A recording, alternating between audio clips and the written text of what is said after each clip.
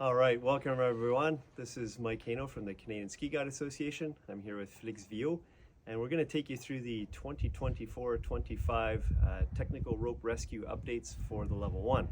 So this will just be a demonstration of the mechanics required, and essentially if you have any questions, feel free to reach out to your course director and they can clarify. And of course, some of the winter related details will be covered specifically on course. This is strictly the mechanics of the rope rescue system.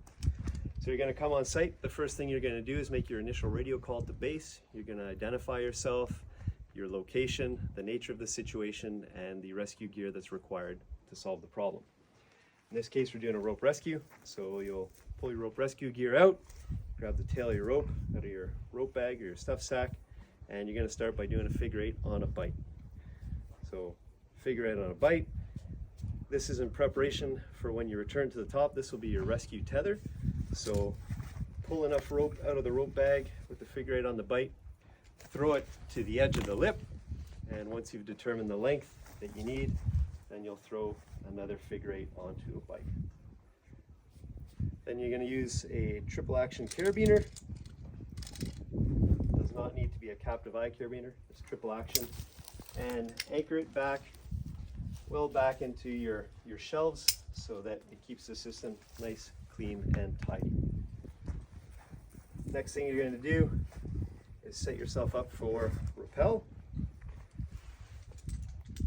This is where you take your 2 meter 7 mil cord with a 3-wrap Prussik onto the rappel strand.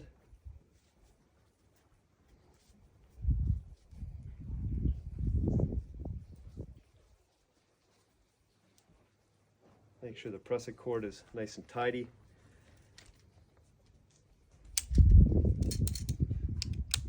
So that will be your backup to your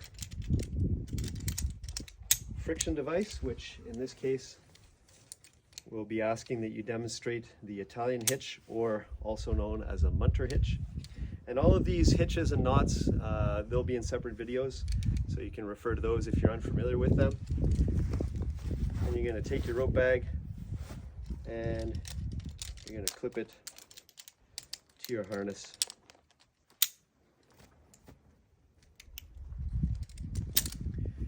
Make sure to do a comprehensive A, B, C, D, E, H, and P check, and the acronym is the anchor. So you're going to want to load test the anchor well away from the hazard.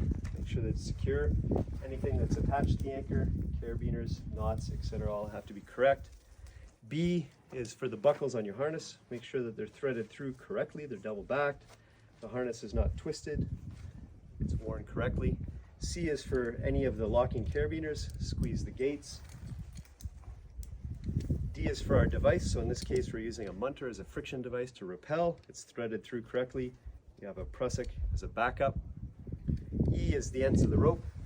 Make sure that you always have a knot at the end of your rope. H is our helmet, and P is our pack. So now that we have all the gear necessary in the winter environment, you'll have your probe in hand and you'll be probing your way to the edge.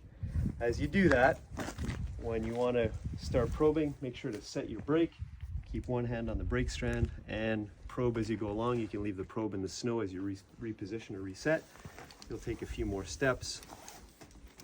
And the goal here is to try and make your way efficiently to the edge so you can make contact with your patient. So once again, set the brake, hand on the brake strand, probe, probe, probe until you get near the edge.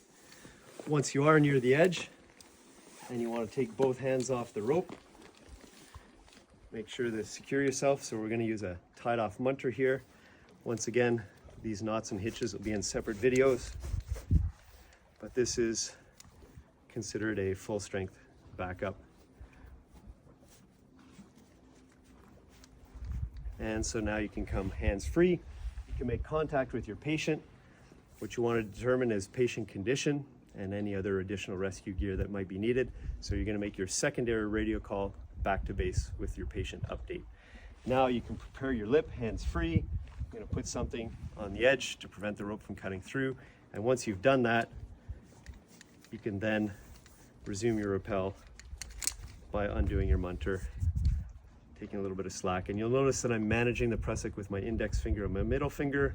I'm avoiding grasping it with my hand because then it won't work as intended if needed. So index finger, and then we're going to rappel our way down to the patient. Make sure during your lip prep that you offset your lip prep away from your patient. You're not kicking any snow or debris down onto your patient. Very important, patient care. Once you get to the patient, you're going to, once again, secure yourself, tie yourself off so that you can come hands-free. You're going to take about 4 or 5 meters or whatever amount of rope is needed to start to set up your rope system when you get back to the top, and then a figure 8 on a bite. And this is where you're going to use one of your triple action captive eye carabiners. The figure 8 will then go into the patient's belay loop on their harness, and we're going to use one of our short Prussiks, 1.5 meters, and the section of rope which is between you and the patient, not the end that's coming out the rope bag. So 3 wraps on the Prussik here.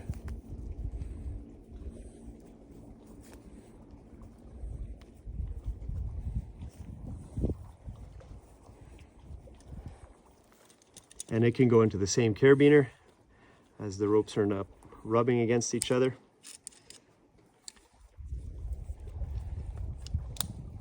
And you're going to pull that slack that you'd used for your system through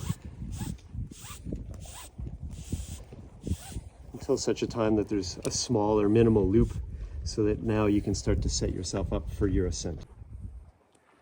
And so once our patient is secure, we can now set ourselves up for our ascent. So the first thing we're going to do is we're going to add before we subtract, one of the fundamental principles of rope safety. So you're going to take your long, your 6 meter, 7 millimeter cord, and you're going to girth hitch that through your harness.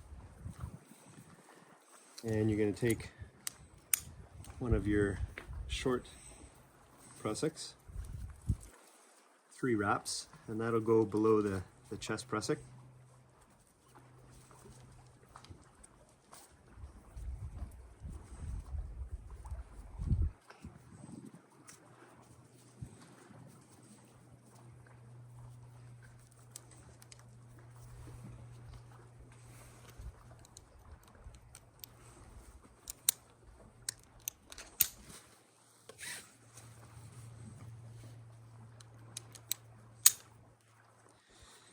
And now what we're going to do, we need to measure here.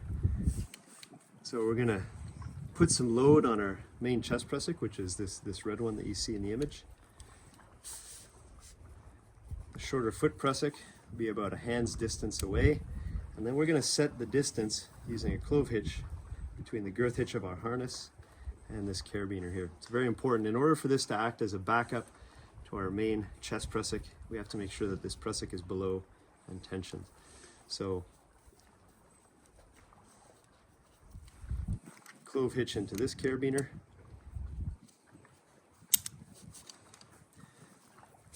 and tension the system. So you can see here it's a bit tight, so one beauty with the clove is we can adjust it.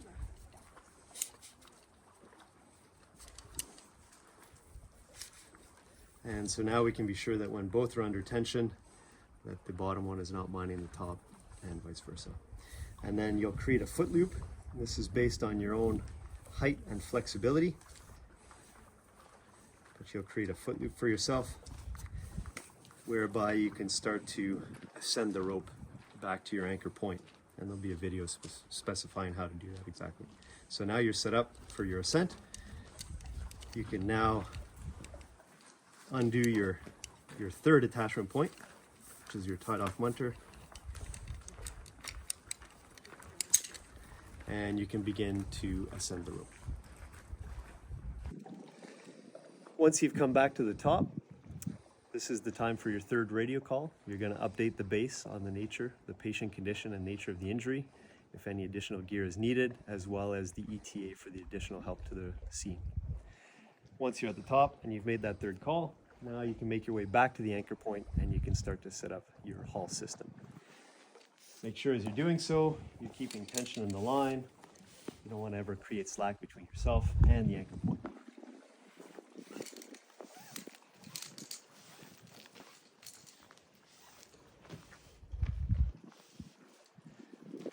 Once you get back to your anchor, same principles apply. First, secure yourself before you do anything else.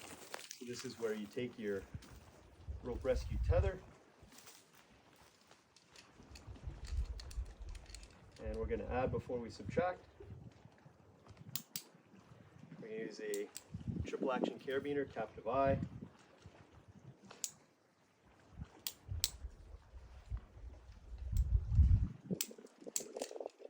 And a short tether, so one of your short Prussiks, very, very similar to how you secured your patient on the end of the line.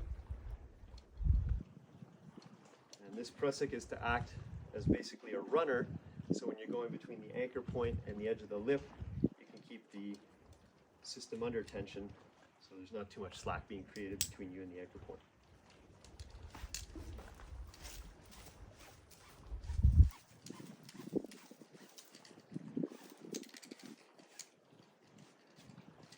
Okay, now that you're secure, you can start to undo some of the system you had to ascend the rope. You can remove your chest Prussik.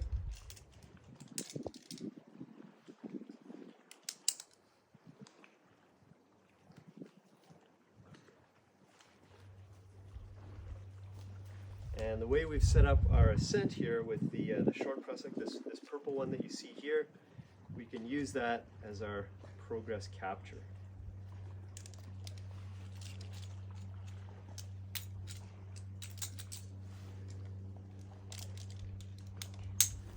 So we're going to take our pulley and we're going to put it on the anchor side here. It'll go into the end node of our shelves, so if you be for tidiness. Short purple one can go into that same carabiner.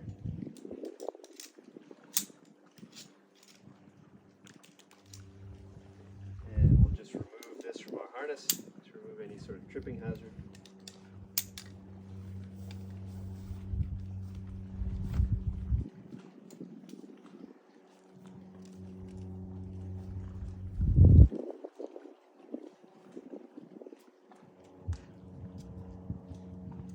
Be diligent about managing your gear. If you're not racking it on your harness, then in all likelihood you want to be putting it in a pocket so you don't lose it in the deep snow.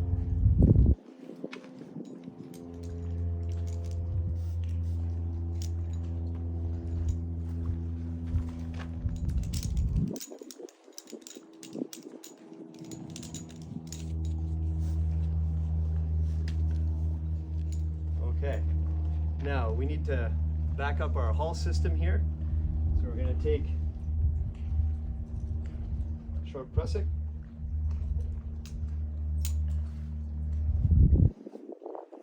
onto the haul strand, this being the load line.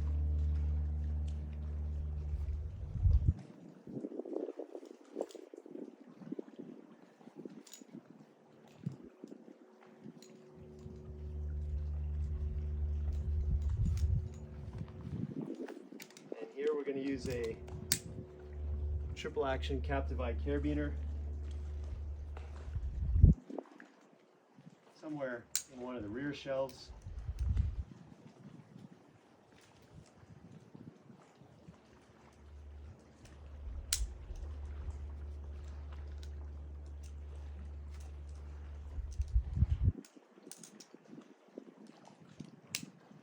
Lock that off.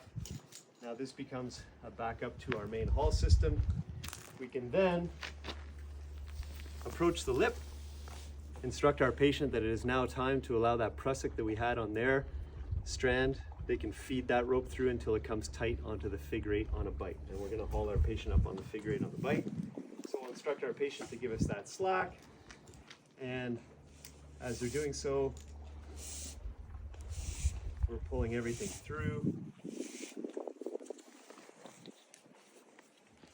And once the patient has come tight.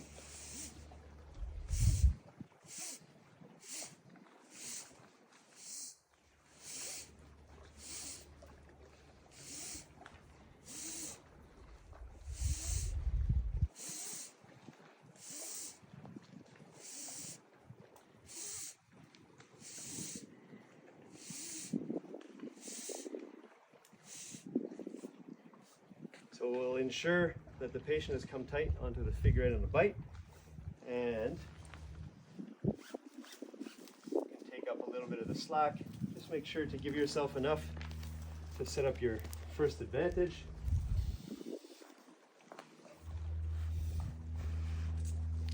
So this is where another short Prussik is required.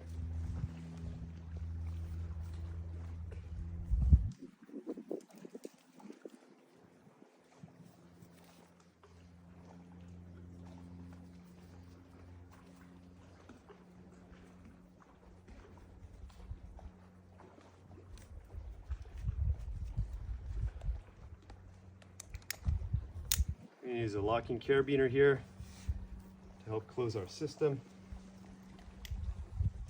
Try and keep the strands nice and clean so we don't have any strands crossing. And we've now got our first advantage in place, and we can begin our haul. At this point, if additional rescuers appear on scene, it's your job as the rescue leader to make sure that they understand that any area beyond the anchor point here is an unsecure area. They cannot go beyond this point unless they're somehow attached to a rope. But so long as they stay behind the anchor point, they're free to assist in the haul.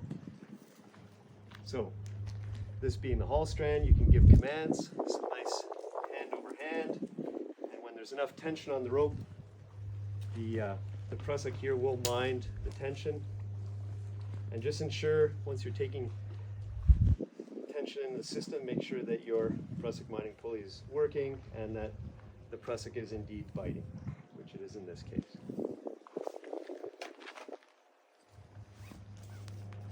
So, what you may notice in a single rope rescue, with this amount of advantage, it may be difficult to raise the patient. If that's the case, or not, you will be asked to add one more advantage. So you're going to take your long 7mm cord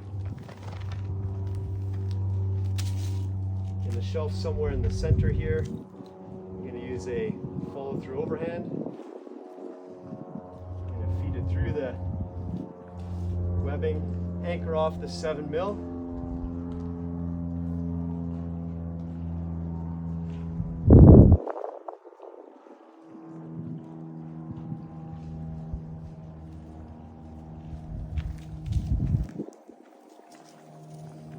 Back, and then make sure you are mindful of the haul strand. So on the haul strand, you will use another short piece of cord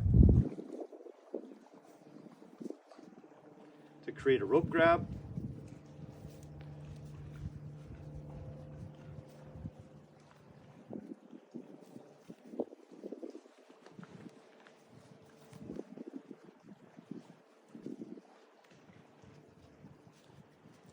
Once you've created your rope grab, you can then use a non-locking carabiner. Feed the anchored strand through the non-locking carabiner, and you're ready to resume your haul with additional advantage. Once you've done a few throws of that, making sure that every time you reset your advantage, you're taking up any slack that's created in the system back here with this Prussik here. And then at some point, your instructor will ask you to remove the final advantage.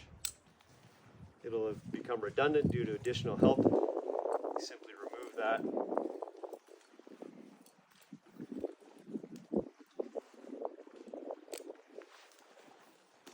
Keep this tidy, move it to the back, and you can resume your original haul.